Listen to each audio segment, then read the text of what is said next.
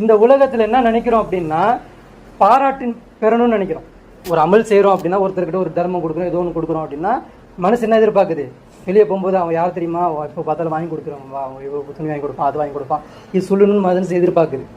ஆனால் அல்லாஹ் எப்படிப்பட்டவன் தெரியுமா? இதெல்லாம் சொல்லவே மாட்டான். நீ என்னத்தை தான் கொடு, என்னத்தை தான் தர்மம் செய், அப்படியே அப்படியே அல்லாஹ் குழுங்க வை, சொல்லவே மாட்டான். சைலண்ட்டாக இருப்பான். அபூபக்கர் எல்லாம் எவ்வளோ தர்மம் செஞ்சாங்க? குரானில் எங்கேயாவது இருக்கா? சொன்னானா அல்லாஹ் அபூபக்கர் எல்லாம் எவ்வளோ தர்மம் செஞ்சாங்க தெரியுமா? குரானில் சொல்லியிருக்கானா? பிலால் எல்லாம் எவ்வளோ கொடுத்து அவர் வாங்கினார்?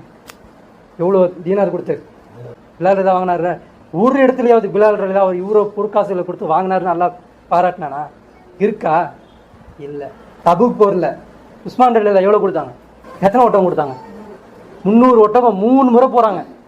பத்தலைன்றாங்க ரசூல்லா. மறுபடியும் போகிறாங்க, 100 ஒட்டகத்தை கொண்டு வந்து கொடுக்குறாங்க. அந்த 100 ஒட்டகத்துக்கு தேவையான தீனியும் கொண்டு வராங்க.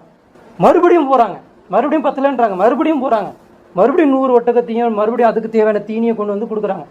அந்த 300 ஒட்டகம் இன்னைக்கு எவ்வளோ தெரியுமா? எவ்வளோ கணக்கு? அது எவ்வளோ மில்லியன் கொடுத்துருக்குறாங்க. அந்த டைமில் அவர் கொடுத்துருக்கிறாரு. குரான் எங்கேயாவது எல்லாம் சொன்னானா? உஸ்மான் ரலியல்லாஹு நான் ஒருந்தி கொண்டேன் பாருங்கள் அவரை காட்டினானா?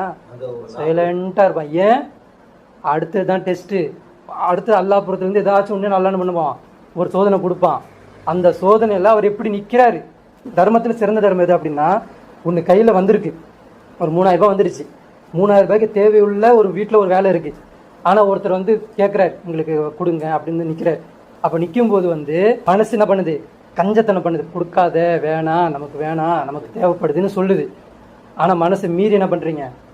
அந்த தேவை இருந்தும் கொடுக்குறீங்க பார்த்தீங்களா? அது அல்லாஹ்வுக்கு ரொம்ப பிடிக்கும். அது கொடுத்து பாருங்களேன், அதை விட 3 மடங்கு உங்களுக்கு பின்னாடி வந்துடும். மறுநாளோ இல்லை அடுத்த வாரமோ இல்லை அந்த அதுக்கு தேவையான என்ன இருக்கோ அந்த அந்த உதவி மறுபடியும் உடனே கிடச்சிரும். அதே மாதிரி தான் உஸ்மான் எல்லாம் கொடுத்துட்றாங்க. பின்னாடி இந்த 300 ஒட்டகம் போயிடுச்சுன்னா பொருளாதாரம் கம்மியாயிருச்சா? இன்னும் பணக்காரன் ஆகிட்டாரு. அப்போ அவருக்கு என்ன டெஸ்ட்டு?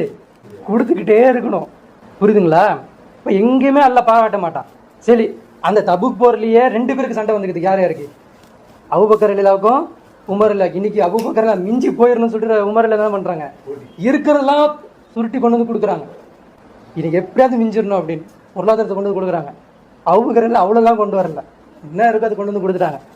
இப்போ ரசரா கேட்குறாங்க, என்ன உமரே கொடுத்துட்டீங்களா? ஆமாம், என்கிட்ட இருக்கிறது எல்லாத்தையும் கொண்டு வந்து கொடுத்துட்டேன், தேவைக்கு வச்சுக்கிட்டு மீதி இருக்கிறத கொண்டு வந்து கொடுத்துட்டேன் அப்படின்றாங்க. அபூபக்கர் நீங்கள் என்ன பண்ணீங்க அப்படின்னு. வீட்டில் அல்லாஹ் ரசூல் மட்டும் தான் இருக்கிறான், ஒரு யார் இல்லை அப்படின்றாங்க.